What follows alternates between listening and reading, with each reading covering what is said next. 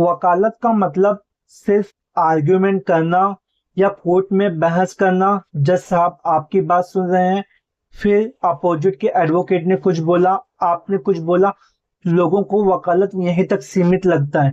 But यहाँ तक पहुंचने के लिए वकालत में किन किन चीजों की जरूरत पड़ती है, वो सब चीज वकालत के अंतर्गत ही आता है।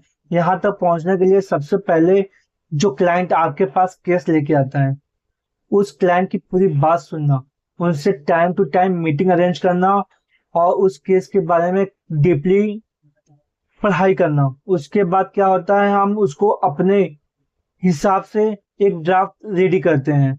फिर उसमें हम उसी के बेस में उनकी लिस्टिंग होती है, डॉक्यूमेंट उसमें जो जो क्लाइंट हमको प्रोवाइड करता है कि हमको ये रिलीफ चाहिए, हमारे साथ में ये गलत हुआ है, उस हिसाब से उसमें एग्जिबिट लगाना, फिर उसको नोटराइज करना, उसको डिपार्टमेंट में ले जाके अफर्मेशन करवाना।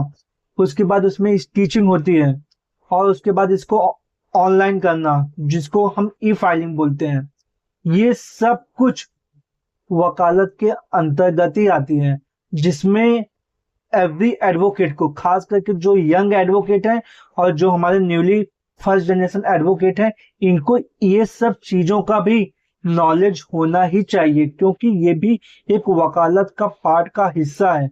ना कि कोर्ट में खड़े होके आर्ग्यूमेंट करना ही वकालत का हिस्सा है। क्योंकि अगर आपको ये सब चीजें नहीं आती हैं और आप ये नहीं कर सकते हो, तो आप एक अच्छे एडवोकेट कभी भी नहीं बन सकते हो। इसलिए कभी भी वकालत में आपको फाइलिंग से लेके उसको लिस्टिंग करवाना तक, कैसे ऑनलाइन करते हैं, कहाँ पे सबमिट करते हैं, और देन उसके बाद मैटर को कैसे रीच किया जाता है, बोर्ड पे कैसे लाया जाता है, ये सब चीजें वकालत के अंतर्गत ही आती हैं।